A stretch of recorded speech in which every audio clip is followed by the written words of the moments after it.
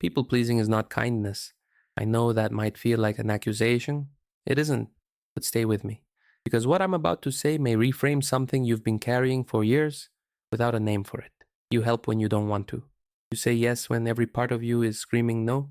You smooth things over before they become conflict. You adjust your tone to match the room. You make yourself smaller in the spaces where you sense you might be too much. And for all of that, Shub, you are liked. You are appreciated. People call you reliable, easygoing, kind. And yet, there's something underneath that doesn't quite match the image. A kind of tiredness that sleep doesn't fix. A subtle sense of performing a role rather than living a life. You are liked, but you are not truly seen. And somewhere, in a part of you that doesn't speak in words, you know the difference. Here's what I want you to consider. This behavior is not your personality. It is a strategy. One so old, so automatic, so deeply woven into how you move through the world that you stopped noticing it was a choice at all. And if you stopped being the version of yourself everyone accepts, what do you think would happen? Before we go further, when was the last time you said yes and something inside you said no? Not a reluctant yes because circumstances left you no choice. I mean a yes you gave freely, willingly, and then immediately felt the quiet collapse of something inside you.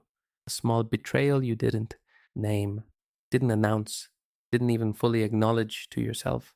If you're being honest with yourself right now, that probably isn't a rare memory. I'm not saying that to make you feel worse. I'm saying it because recognizing the pattern is the first act of freedom. Leave a comment below this video. Describe that moment in whatever way feels right. You don't have to explain it. The act of naming it matters. And if you find yourself wanting to keep watching, that impulse is worth following. To understand this, we need to look deeper. This is where most people misunderstand themselves. People-pleasing doesn't announce itself. It doesn't come in with a label. It arrives in 100 small moments that feel, in the instant they happen, like the reasonable thing to do. You apologize when someone bumps into you. You change your order at a restaurant because the person next to you seemed disappointed with your first choice. You bite down on something you disagree with in a meeting, then spend the drive home rehearsing what you should have said. You sense someone is uncomfortable and immediately recalibrate your tone, your posture, the space you're taking up to relieve a tension that was never yours to carry. None of these feel dramatic. That's the point. Each one is a micro adjustment, a tiny negotiation between who you are and who you sense you need to be in this moment. And individually, they seem harmless. But watch the pattern across a day, across a week, across a relationship, across a decade. You over-apologize, not because you've done something wrong, but because someone's discomfort makes you feel responsible. You avoid disagreement, not because you lack opinions, but because something in you flags conflict as dangerous. You prioritize other people's comfort with such consistency that your own preferences become increasingly difficult to locate. What do I actually want for dinner? What do I actually think about this? You reach for the answer and find that the habit of deferring has slowly erased the question itself. The emotional consequence is subtle at first. A kind of low-grade tension you can't quite locate, an anxiety that fires before social situations without a clear reason, a sense of carefully monitoring yourself, watching how you're coming across, adjusting in real time, managing the impression you're making with the precision of someone running a production. And the strangest part is this: you do it automatically. You don't decide to people please. It happens before the decision. The adjustment is already happening before your conscious mind has entered the room, which leads to the question that opens the real investigation. Why does this pattern feel so hard to break? Even when you see it, even when you name it, even when you've told yourself 100 times you're going to stop, why does it persist? But something deeper is happening here. To understand the persistence of people-pleasing, we have to go back not to a moment of crisis necessarily, to something quieter and more fundamental, to the moment in your early life when you first learned what love was contingent upon. Every child arrives in the world with a single urgent question: am I safe here? And the answer to that question doesn't come in words. It comes in the way caregivers respond to your needs, your emotions, your behavior. It comes in what is welcomed and what is not. For many people, the unconscious lesson was something like this: when I am agreeable, I am loved. When I express anger, I am rejected. When I make myself easy, the environment remains stable. When I have a need that inconveniences someone, the temperature drops. No one said this in words. No one had to. The child, your nervous system, your developing sense of self, did what it was designed to do. It learned. It adapted. It built an internal rule so efficient, so reliable that it could operate without conscious oversight. The rule is simple. If I am who they need me to be, I will be safe. This is what psychologists sometimes call emotional conditioning. Not trauma necessarily, though sometimes it is. More often, it is the ordinary, invisible accumulation of lessons absorbed in the years before you had the language to question them. And the problem is not that the rule formed, the rule was intelligent, it worked. In the context of childhood, where you were genuinely dependent on the approval of others for your physical and emotional survival, shaping yourself around what was accepted made sense. It was adaptation, it was survival intelligence. The problem is that the rule never updated. You carry it now into workplaces, into friendships, into romantic relationships, into the moment you have a voice and a choice and no actual threat in the room. And still the system fires. Still the adjustment happens. Still the calculation runs. What does this person need from me right now? And how do I provide it so I remain acceptable? This is not weakness. This is not a character flaw. This is an unconscious contract, one you signed before you were old enough to read what was written on it. And before we can begin to renegotiate it, we need to understand what it built. This is where Jung's idea becomes essential. And this is the part no one talks about. Carl Jung described something he called the persona, the social mask. The word itself comes from ancient Greek theater, where actors wore literal masks to perform their roles. Jung borrowed it to describe something he observed in every human being, the face we construct for the world. The persona is not inherently a problem. Let me be precise about that, because this concept is often misunderstood. The persona is a necessary instrument of social life. Every functional adult maintains one. When you adjust your register in a job interview, when you hold your composure through a difficult meeting, when you present a coherent identity to the people around you, they know that is the persona working as it was designed to work. Adaptation, legibility, belonging. Jung understood that human beings are fundamentally social creatures. We need to be comprehensible to others. The mask is not the lie. The mask is the medium through which we navigate collective life, but the mask is built. It is not born with you. And this is where it becomes relevant to what we're exploring. Because the mask is built from the same material as people-pleasing, you learn what is accepted and you shape yourself accordingly. You discover early what earns warmth and what earns withdrawal. What makes you visible in the right way and what makes you too much, too loud, too strange, too much trouble. So you curate. You select which parts of yourself to surface and which parts to push back, to contain, to manage. The curious and socially accepted parts move toward the front. The parts that risk disapproval migrate quietly toward the back. At first, this process is entirely natural and largely conscious. You know you're turning down a specific part of yourself for a particular situation. You wear the mask. You hold it, you set it down when you're alone. But something happens over time. Something gradual enough that most people never notice it as it's occurring. And this is where the mask begins to change from instrument to identity. And now the real cost begins to appear. Jung called it persona inflation, the unconscious process by which you cease to be a person who uses a mask and become a person who is the mask. It doesn't announce itself. There is no moment where you decide, from now on, I am only this. It happens in the accumulation of all those micro adjustments we talked about earlier. Each small adaptation, repeated enough times, begins to carve a groove, and eventually you don't walk toward the groove consciously. You simply fall into it. The signs are uncomfortable to recognize, but they're precise. You reach inside yourself for your actual preference and find the answer strangely elusive. You notice that your opinions often arrive pre-calibrated to the person you're talking to en masse. You're not consciously changing them, but somehow they align to what the room seems to want. You feel vaguely unsettled when you're alone, as if the absence of others removes the cue that tells you how to be. Most disturbingly, you find that you depend on external validation in a way that feels embarrassing to admit. Not just that you like being appreciated, everyone does, but that the approval of others has become a kind of oxygen.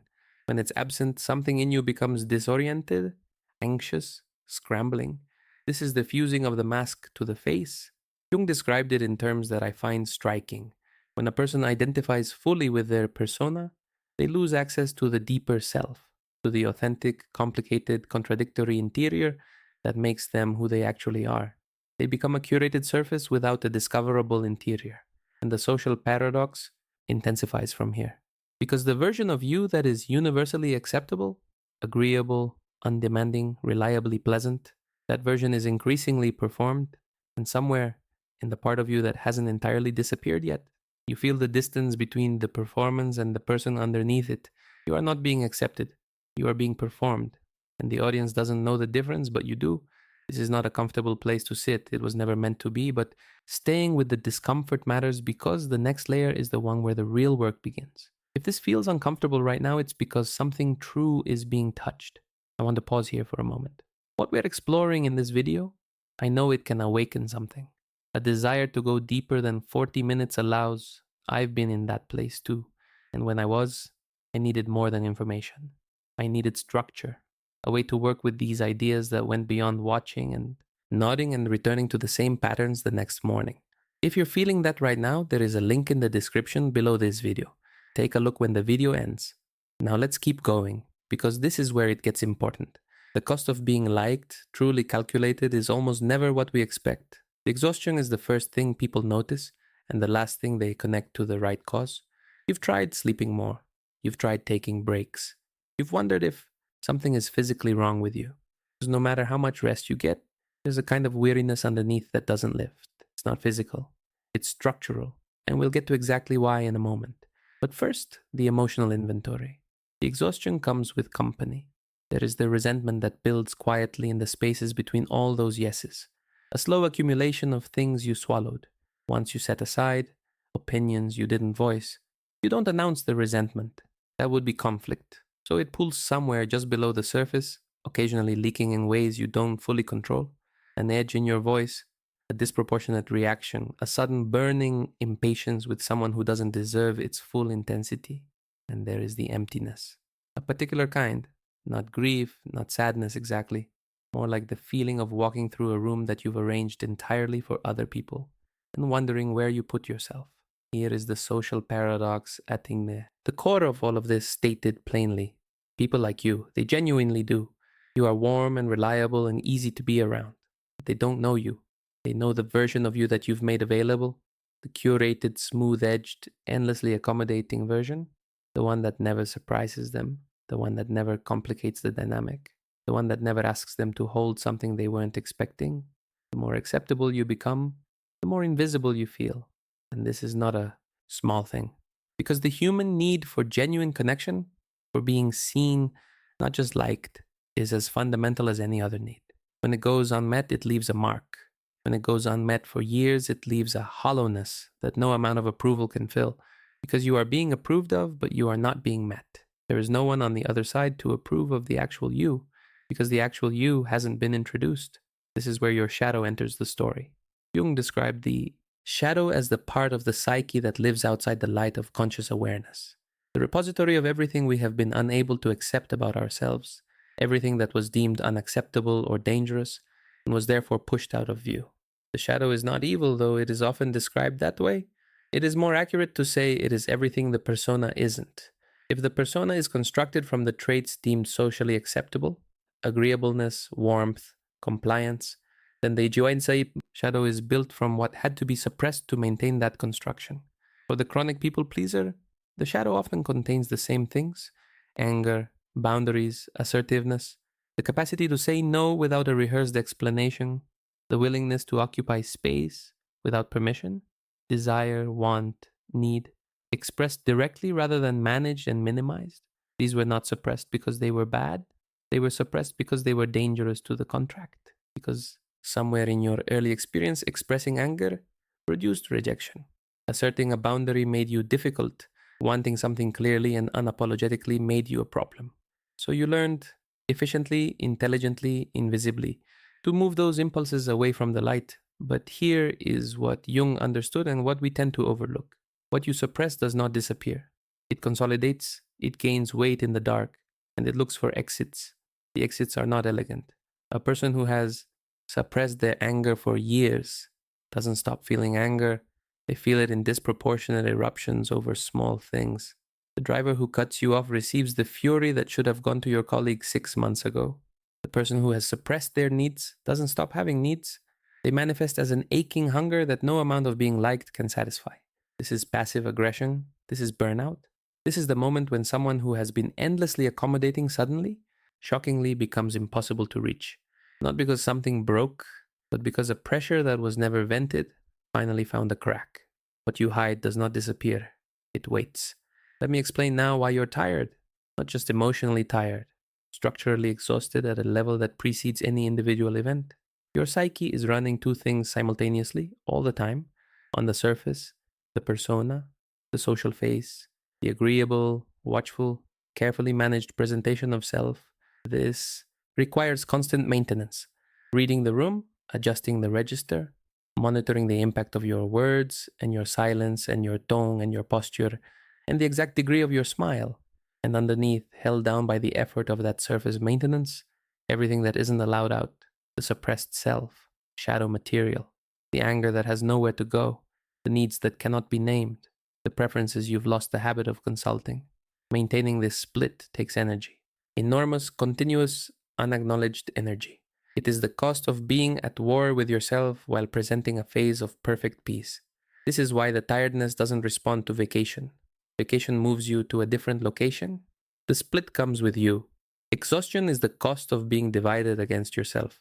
The person who is tired because they've worked hard has a straightforward solution. The person who is tired because they are performing a self they don't quite believe in while suppressing a self they haven't fully met. That person is solving the wrong problem every time they reach for a cure, and knowing this is the beginning of something different, not a cure, a direction. Here is where I want to be careful, because the easy conclusion to everything we've covered is that the persona is the enemy, that the mask is the problem, and the solution is to throw it off entirely. That conclusion is wrong, and acting on it would make things worse. Jung was precise about this. The persona is not the problem. The problem is unconscious identification with it. The mask is a tool. The issue arises when you forget you're holding it. Integration, the concept Jung places at the center of psychological maturity, is not the destruction of the persona. It is the restoration of your awareness of it, the conscious recognition. I am wearing a mask right now. I know what is underneath it, and I can choose when and how much of the truth underneath I allow to surface. This is a different relationship with the mask. Not performing and not tearing it off, holding it. The practical movement toward integration is less dramatic than people expect and more demanding. It begins with small honesty. The honest no, not the no wrapped in 6 apologies and 2 alternate offerings, and a guarantee that it doesn't mean anything about how much you value the person. Just, no, I can't do that. Said clearly, said once, held with quiet steadiness. It continues in allowing your actual preferences to exist in conversation, ordering what you actually want, saying what you actually think when you actually think it, without waiting to hear what the room wants first. Tolerating the small discomfort of not knowing immediately whether someone approved of what you just said, and discovering that you survived it. It extends to allowing people to see your imperfection, not staging your vulnerability, genuine, specific imperfection. The admission that you are also sometimes wrong, sometimes lost, sometimes genuinely uncertain. This terrifies the person who has built their acceptability on reliability, but it does something remarkable socially. It makes you real, and real invites the kind of connection that approved of cannot. The integration process is not linear and it is not painless. Old patterns fire. The people around you may respond uncomfortably to the version of you that takes up more honest space, because they were comfortable with the curated version. And that comfort served them too. Some relationships will adjust, some will deepen, a few will not survive the change. But what you get back gradually is yourself, not a new self, not an invented self, the self that was always there, waiting underneath the performance, quieter now after years of suppression, but intact. I want to ask you something before we close, and I want you to sit with it rather than answer it quickly. What part of yourself have you been hiding just to be accepted? Not a concept, not a category, a specific thing, a quality, a want, a way of being that you learned was too much, too strange, too inconvenient, too something, and that you quietly began to manage out of your presentation of yourself to others. Leave it in the comments if you want to, or keep it for yourself. The act of naming it clearly, even once, is not a small thing. And if you haven't subscribed yet, this channel exists for exactly this kind of investigation. There is also a link in the description. It's there for whoever is ready to take this further than a video allows. We began with a simple statement. People-pleasing is not kindness. I want to return to it now with everything we've covered between then and here. People-pleasing was never really about the other person. The kindness was not the motive. It was the cover story, and a convincing one, because it allowed the behavior to persist without scrutiny. The actual motive was older, quieter, and more urgent. Protection. Safety. The continuation of belonging in the only way the system knew how to secure it. There is no shame in this. The behavior was intelligent. It emerged in a context where it was genuinely necessary, and it has been serving you faithfully ever since, long past the point where the original threat existed. The system doesn't know the threat is gone. It is still running the same calculation it learned 40 years ago in a child's nervous system. The turning point is not a decision to stop. Decisions imposed on unconscious patterns don't hold. The turning point is awareness. The moment when you see the pattern clearly enough that you can introduce a pause between the trigger and the automatic response. The moment when you can ask in real time, what am I actually choosing here and why? That pause is everything. It is not dramatic. It is not a transformation. It is a crack in the glass through which something true can eventually move. You were never meant to be liked by everyone.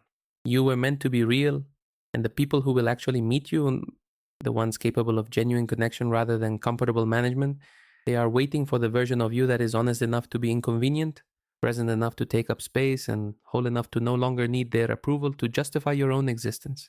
That version of you is not something to become. It is something to uncover.